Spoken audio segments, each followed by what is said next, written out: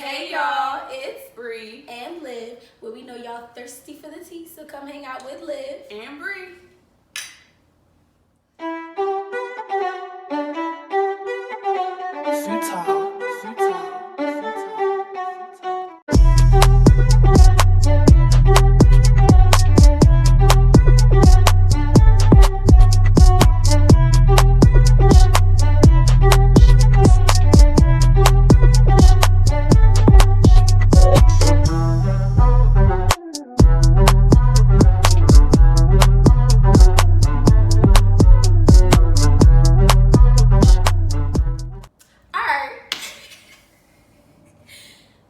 Today, we are talking about red flags, and we have our top 5 that we feel, and this is just our opinion, yes, which are facts. Don't quote us on that though, but you could Google it. That we feel is just not cool, and let's just jump right to it. If you see us looking over there, we're looking at our notes. So let's get right to it. Number 1. If they have any insecurities. This is a big one. Real big. And my top story for this one, or top thing, is if he don't love himself, how can he love you? If you seeing that he acts one way around you, but then he goes around his friends and whatnot, and y'all together, and he acts a completely different way. In a negative way, you know, trying to be the man, like the macho man, and he just switch up on you. That's a red flag right there. Right. That's something I know I dealt with, and I was like, oh no, we ain't doing this, and I ain't playing a part. Like, no. So that's number 1. He has to get himself together in order for him to be fully in the relationship and love you the way that you're supposed to be loved. Right. I think if he has any insecurities, that's something that he needs to work out first, because otherwise that's going to be brought into the relationship, and you guys are going to have so many more issues than you need to have in the first place. And I feel like we can have our own insecurities as women, and then that's also on us to fix those insecurities and know when certain stuff is triggering us to get it together. Like, make sure we look at ourselves first and make sure that we're okay and that we handle our business. Mm-hmm. That way it won't trickle into the relationship and cause all types of ruckus. Right. Just to add on to that, this was like, I would say like last year? No, 2 years ago. 2 years ago, I was studying this I cannot remember his name. We're gonna tag him in there though. But he made a comment about how singles, they jump into relationships because they're looking for somebody to fill that void, or they're looking for someone to feel like complete. Mm-hmm. And one thing that you have to understand is that your singleness is your time to work on you. Yes. And for the Christians out there, your single time is not only to work on yourself, but to work on your one-on-one relationship with God. Mm-hmm. And you have to be a whole person, both you and your spouse, in order to come together. Because when you come together, you guys cannot complete each other. You have to already be complete. Right. And though, of course, you come with baggage, but that's just like standard. Like, that's not saying that you're not a complete person. Yeah, and I feel like having baggage is also something that you can work on together. You put everything on the table. Right. And you examine it. And I feel like that's also part of the healing process, and understanding like where certain insecurities come from, or certain stuff like that. Because sometimes it takes somebody else to see it. Yes, and for them to bring it up. Right, because sometimes you don't even see it yourself. Right. So it takes someone to see that and say, you have to fix this. And I just feel like you just have to understand that, 1, you have to be a whole person when you meet whoever it is that God has for you. Right. And 2, remember that you guys are to complement each other, not complete each other. Whoever you're supposed to be with is supposed to complement your purpose. Mm-hmm. They're supposed to align with your purpose and you his purpose. And if it ain't aligning, if the stars ain't connecting, if the dots ain't coming together, he ain't the one. Yeah. He just ain't it. Number 2, hidden agendas. So, what are hidden agendas, Liv? Alright. So, hidden agendas is when, and this is not just for men, but we're talking about men because we have experience with men, Right. but we also females, so we know when y'all females be trying to come at men too. But hidden agendas is basically what it sounds like. Someone who has an ulterior motive to being with you. Right. So a lot of people, especially now because social media has become this big thing for people to become like famous pretty much overnight. So y'all know about this, like sometimes people will date you for clout. Yeah. So that's a hidden agenda. Another hidden agenda is when they're like pursuing and trying to woo you to get in your pants. That's a hidden agenda. Yeah, Right. Yes. And then they leave you as soon as they get some. Yeah. And that's just not cool. Not at all. And I think I had a debate with somebody about this. That it's a lot of people now that's starting to realize that being celibate and abstaining from that is like the right thing to do because people be having hidden agendas. So you'll know how to weed them out by holding back, by saying this is off limits. Females, listen, this is just an empowering moment right here. Y'all don't understand that y'all got the power. Got the power.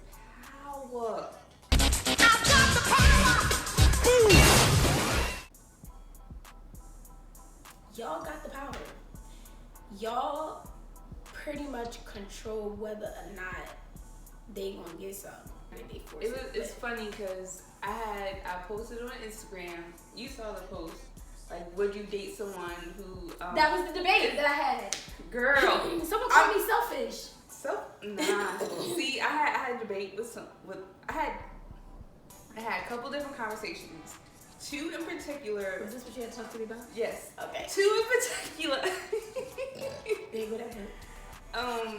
But one of the views basically, if they knew that the person was celibate, then they probably wouldn't date them. At least they're being honest. Yeah. Somebody called me selfish. They said that they were like, sex is a form of communication, and you gotta oh my gosh, what did he say? He was like, you're being selfish to withhold that from someone. But I said, but if the person is upfront with you from the beginning, like where you're not getting this, I'm waiting until marriage.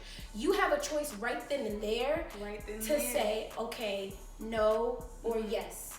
And I say, and this is when that hidden agenda comes in, because some people will say yes with the hopes of changing your mind. Yes, that was one of the things. Yep. They will say yes with the hopes of changing your mind. And it's just like when a guy is upfront with a girl, like, I don't want a relationship, like, this is what I want. I just want some fun, and I just want this.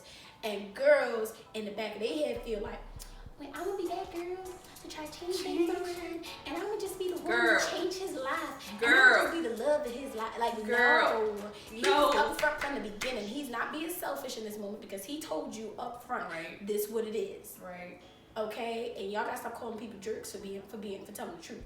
It is what it is. And so if they're being upfront about abstaining from that, you can't. That's not selfish. Right. And if y'all want to debate in the comments, please know I will come in and let y'all know why I say that. But yeah, so hidden agendas is exactly what it is. Hidden agendas, those things that they're not upfront about, their secret little plots and little, little ideas, right? Malicious intent, where people, honestly, some people get a thrill from hurting you. Yeah. Like, it's almost as if they need to have those points in their pocket. It's like, oh, like, I did this or I did that. They need to, like, claim that pain, basically. And dang, that was good. It's claim the pain. Right. Claim the pain. And you have some people who do that. They thrive off of making you miserable because they were miserable. So it's almost as if they have a revenge on life because their life sucked. So they have to hurt everybody in their path. So that's also another hidden agenda. But we gonna move past because y'all, we can talk about this all day long. All day long. So let's get on to number 3. Número 3. Cheaters. I feel as though hidden agendas. there's the statement, once a cheater, always a cheater. I kind of believe it, but at the same time, I don't believe it because I do think people can change. Wait, before you move fast, listen here. Can no woman change a man? And I know I don't be trying to be all deep and spiritual all the time. Only God can change a person. Yeah. Only God, and that's if they wholeheartedly accept Him and say, "Come change this heart of mine." Because if you, so go ahead. I just want to throw that up in there. Yeah, but I feel as though if they've cheated in past relationships, it could possibly happen to you if you know about it. And the other thing, if they was in a whole relationship and you was a side dude, side chick, whatever, what makes you think they ain't gonna cheat on you once y'all become, a whole little real situation? How you got them is how you lose them. Yeah, buddy. Now, but go ahead. We talking about the red flags, but we gonna tell you how to spot them as well. Cause we ain't talking about how to spot them. We just talking about them. Okay. Alright, we gonna talk about how to spot them. Alright. So, cheaters, honestly, I feel like this is a pride and ego thing, and it also deals with insecurities as well. I also feel as though cheating is kind of like that fantasy you have in your head of being the big man who got all of these girls, and you just have to like soil your royal oats. Let me tell you something. For all of y'all out there that cheat, and that goes for men and women, because women too be doing be dirty. be doing dirty. We not just gonna come for the fellas, because y'all females be doing some worse stuff. And I say that because y'all sometimes be having a really good man. I mean, really good. Like, we out here single. If y'all don't want y'all man, please let him go so he can be a blessing to someone else. Like, you holding up my blessing now, so I'm taking this personal. That's personal. And y'all be messing over some really good guys who just have a heart that's so pure and just want nothing but to love you. And if you don't want him, let him go. Set him free. Set him free to be a blessing to somebody else. Fellas, it's the same thing. Stop being selfish. Stop letting your pride get in the way, because if you can't have her, nobody can have her. That's controlling, and it's a form of abuse. Yes, that mentality is so common in men that if I can't have her, no one can, and it's scary. And if you're with someone who has that type of mentality, girl, run. Right. Or boy, run. Get on out of there, because that's a controlling thing, and that's one of the signs that you can look at. If they have like some type of hold on you, or if you have a fear of getting out of the relationship because of how he handles you, of how he handles certain situations, then you need to really evaluate the situation. It's like, is this healthy? Right. Is this safe? Like, is this the type of relationship that I want to be in? Right. And most cases than not, you shouldn't be in that type of relationship with a person like that, and you need to leave.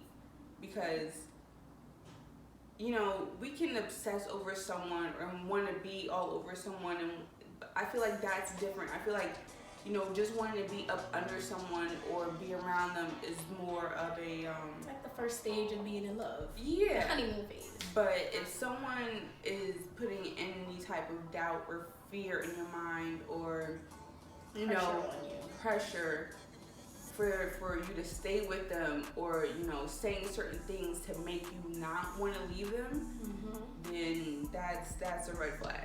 I had a situation like that before where a guy pretty much threatened to kill himself. Like, and I don't mean to be extreme, but people also don't view it this way regarding cheaters. Cheaters, people who cheat, you guys are abusers. Yeah. You are a form of abuse. There's physical abuse, there's verbal abuse, there's mental abuse, and there's emotional abuse. When you cheat, that is mental and emotional abuse, because you are playing with someone's mind. You're literally playing tricks on their mind. Right. You're having them to believe one thing, but you have a whole other life that you're living, and that is abuse. Okay? Emotional abuse, you committed to me.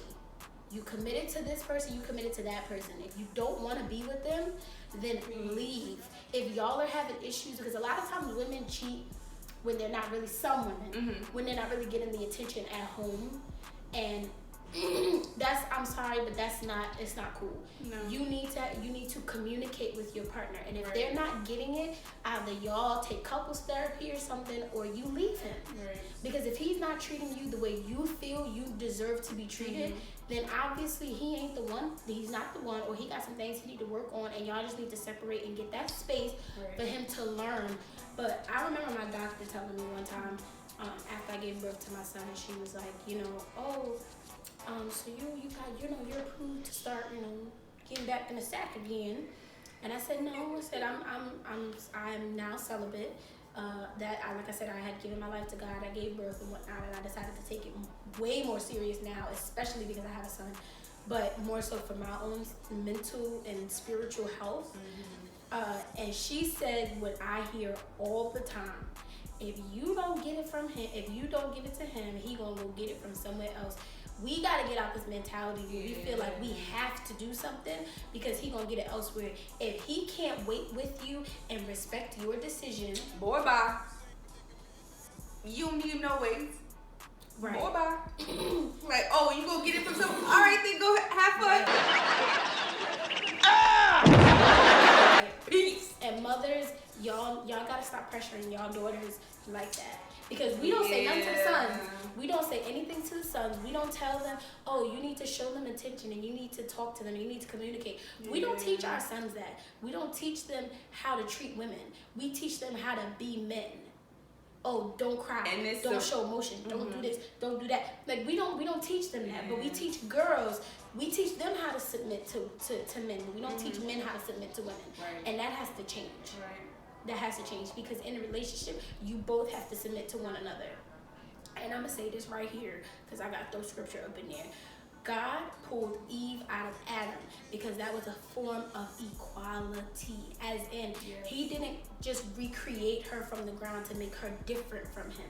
He pulled him out of what was already made. He pulled her out of what was already created in his image and in his likeness. Not Adam's image and likeness, and God's image and likeness. He took them out to show that they are both equal. Man and female are equal.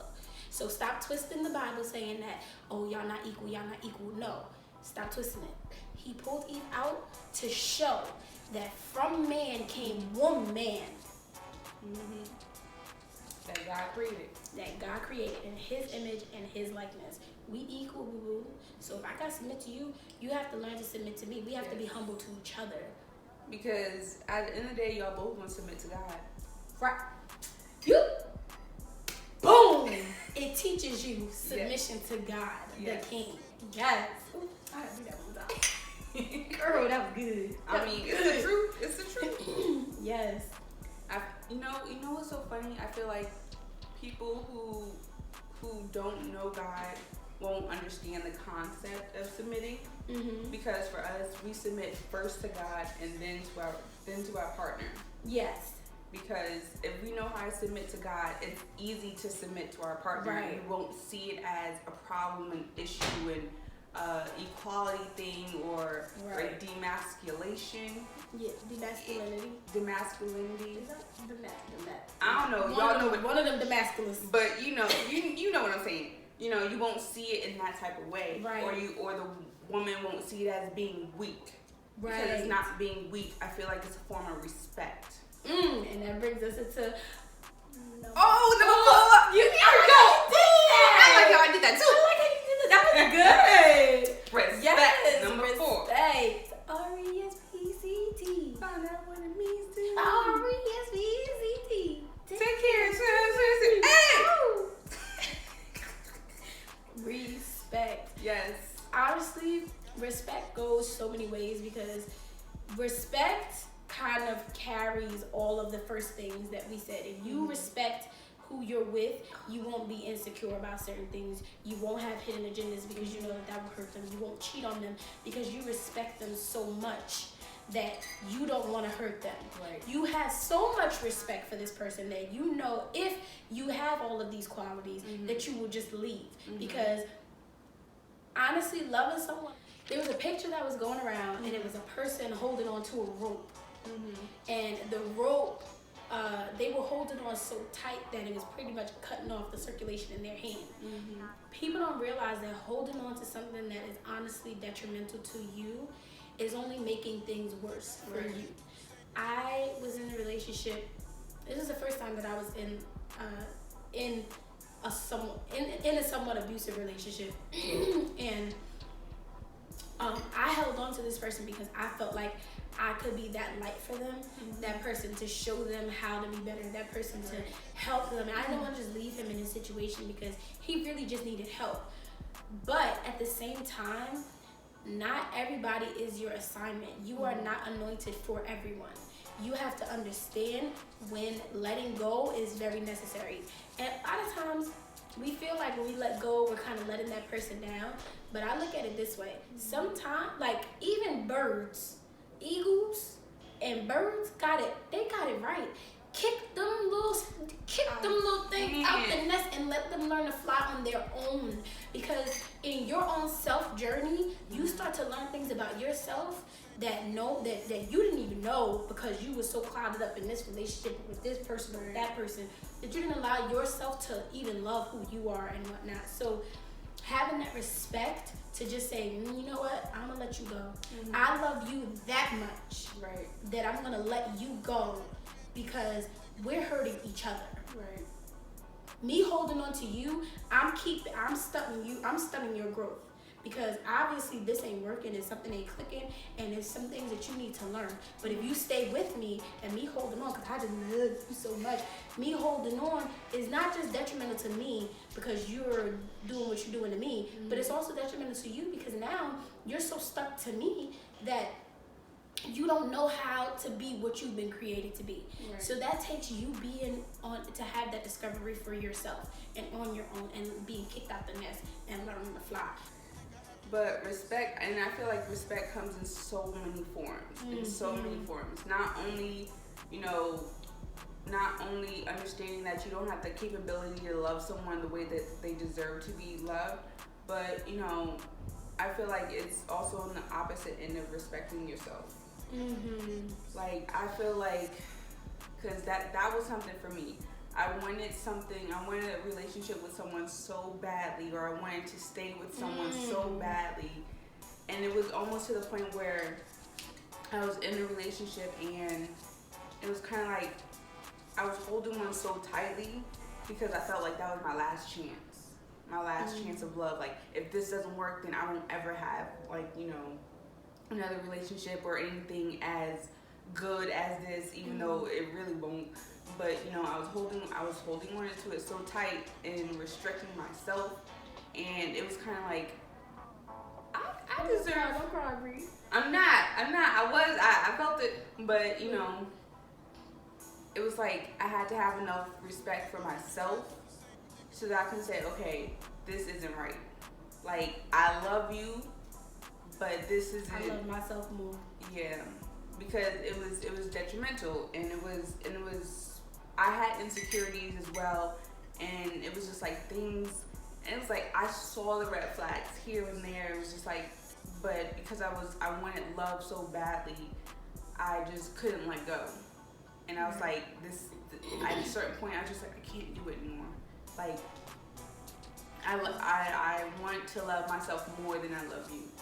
I want to have respect for myself more than I respect you, even though you don't deserve it. Right. And it's like some things you gotta let go, because no matter what the fear is, if you know something isn't right, or it doesn't feel like, love isn't like, the typical fairy tale that you read about or the Disney movie and stuff like that. But, if you know it doesn't feel right, like, this isn't what you really want out of love, out of relationship, then it's fine to pack your bags and leave. Right. Because you're gonna get what you deserve. And once you have respect for yourself, once you have respect for yourself, then I feel like that's when things will start to come in place, because you'll put yourself in situations where you deserve so much more, but you're waiting for getting married around you. Yeah, and you're waiting for maybe like a particular person to, you know, just step up to the plate and do something, and then they don't. And it's just like, after a while, you just get tired. You have to get tired of it. Like, man, like, I'm over it. Like, you know what? I want this, but I don't want it that bad. Right. So I gotta go. And a lot of times that's good for you, because then you learn a lot about yourself. Right. And walking away, and then you learn a lot about that other person, because then once you walk away, you get to assess that person right. on a different level. Be like, dang, like, why I want to be with them in the first place? Outside of that love bubble. That's exactly. Why. It's like, really, but he was doing this, he was doing that, or like she was saying this type of stuff, acting this type of way. Like, why did I even want to be with them so badly? Right. And so walking away, like, kind of takes that respect back. You know, you have that respect, and then you're good. You know, you assess the situation. You're like, oh yeah, I don't even know why I was tripping like that. You know what? They good. I'm good. I'm gonna go over here and do what I need to do. Right. And sometimes you also learn what you did wrong too. Yeah. You learn that as well. But you just gotta come out of that little. You literally have to come out of that love bubble, because when you're in that love, and you don't even have to be in a relationship with someone. It can just be someone you infatuated over. Yes. Entertaining, just whatever you just. Bubble. Yeah. Come out that bubble of influence. Come out of it. Because when you come out of it, then you can actually see the picture clearer. All right. Number 5. Single. Spiritual awareness. So, of course, we had to bring this in there because we are Christians, and that's just who we are. And for those of you who don't know, we're Christian. And everything that we do somehow aligns with pleasing God or with God in some way. And in our relationships, they weren't Christian. And we weren't either. We weren't either. Like, I believed in God, but I really didn't have a relationship with him. Right. But now that I do, I need someone who's spiritually aware. And not just me and not just Bree, but I feel like that's necessary to anyone in a relationship, because how can you love the creation but don't love the creator? Right. That's like, let's bring it into natural terms. How can you say that you love someone's child but can't stand their parent? And I mean like straight hate for them. It's the same thing with God. We were made in his image and likeness, which means we have the characteristics of the kingdom. We have it in us, but we have to be the ones to be aware of that, and we have to be the ones to act in that way, and we have to be the ones to kind of allow him to manifest that out in us, and not just wanting to be with someone who's spiritually aware, but you need to be spiritually aware as well. What is it? Seek ye the kingdom of heaven first, and all things will basically fall into place. You have to seek God.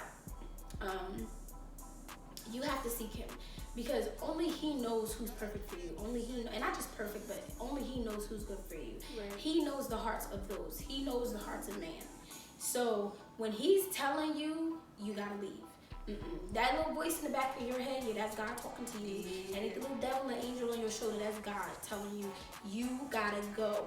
That person, I knew not my son's father, but my ex before him.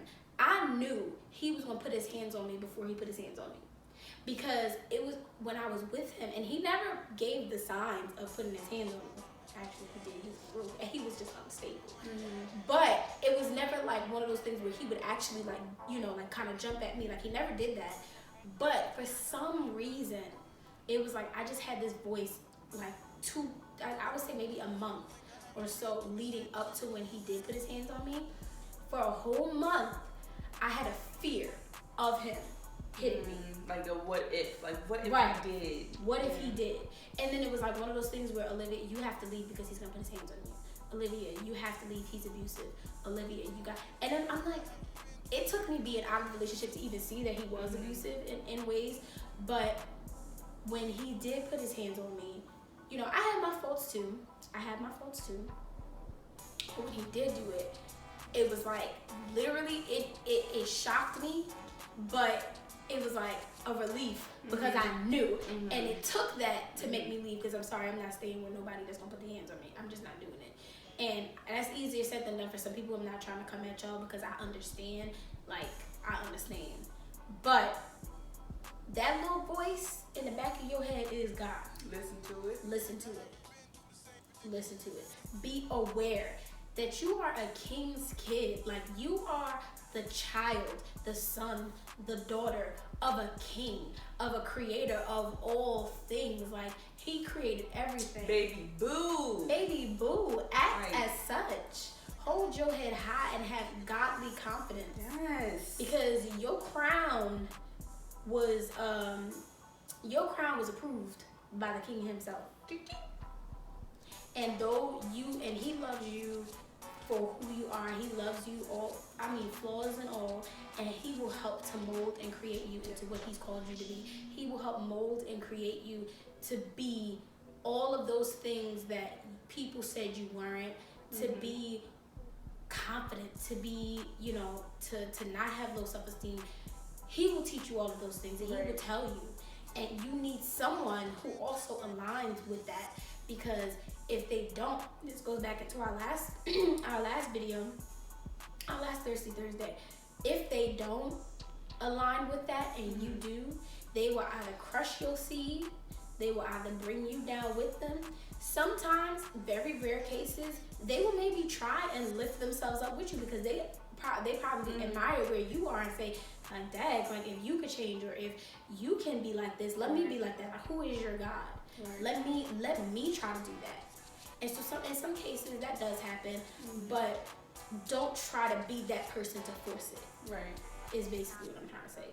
Be with someone who's either already spiritually aware, because then that just makes things easier.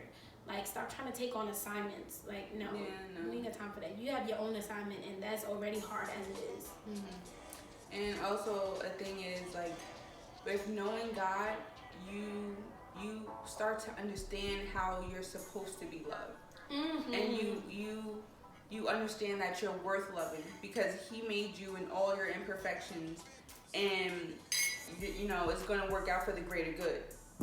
So with understanding how God loves you, you understand how you're meant to be loved by man, and you understand how you're supposed to love other people. I have to give you my offering. Better go ahead. And I feel like that's something that we learned in Bible class about agape love.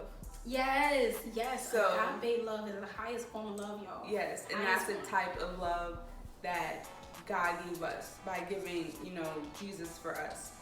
So I feel like, you can date a Christian, but if they're not a true believer, if they're not studying, if they're not praying, if they're fasting, consecrating, right, if they don't have that relationship with him, then they can't have a true relationship with you, because they won't understand how to love you. They won't understand how to have that patience for you and listen to you.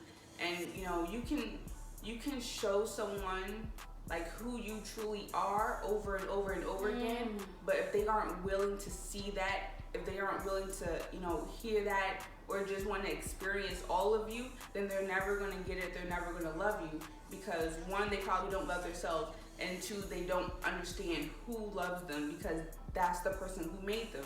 So, having that connection, having that connection with God, you really understand to love yourself. I know that was the thing for me. Now I'm about to get all sentimental. Don't, girl, we not doing this morning. We not doing this. All right. So, with me, I had my insecurities and whatnot, and dang it. But with me coming to Christ and, understanding how he loved me, that made me want to love myself more. Right. And with understanding that, and with loving myself fully, with, all the bad that's happened to me, all the bad that I've done, stuff like that, it still makes me love me more. because that's who I am, and I have to love that. I have to accept that, and I have to, you know, understand there's a reason why he made me the way that I am. Right. And so with understanding that, with loving all of that, then I can love someone else, you know, wholeheartedly, and understand why they're meant to be loved. Because if you don't understand why someone is meant to be loved, then you can never truly, you know, you can never truly love them the way that they should be.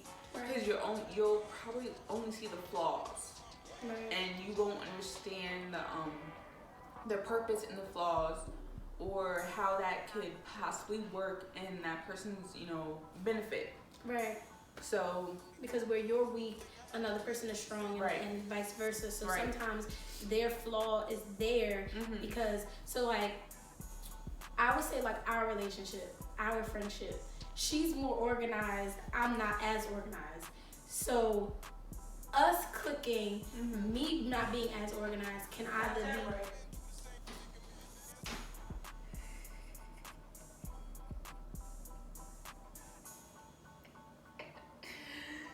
her mother just came for her.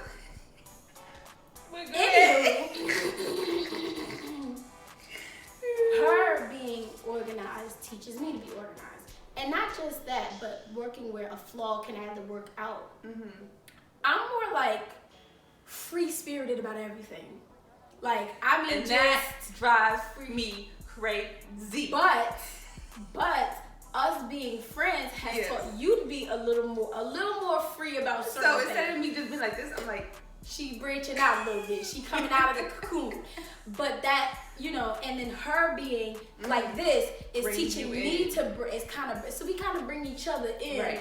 Well, you bring me in a little bit, and I bring you out a little bit, because that's kind of what it is. Like, a lot of times, the opposite magnets is what clicks. Yeah, and so, I feel like that, you know, not just friendships, but relationships as well. Yeah. Sometimes when you're too opposite, though, it don't be working out. Yeah, if you got forced things to work, if the magnets is going like this, then okay, baby, well, you gotta let that go. Yeah. But if you guys have opposites that complement each other, you know, so it's not so much of a thing. But you guys, you know, more like, okay, all right, we got this. Like, you know, the crap out of me, but I understand. That's the thing. If you can understand, then I feel like that's part. If you understand and you respect it, and you know, you kind of work with that person, then you guys are good. Right. But yeah, like understanding who created you, why they created you, and understanding that the love that they poured into you, by creating you, helps you have love for yourself and helps you have love for someone else. Right.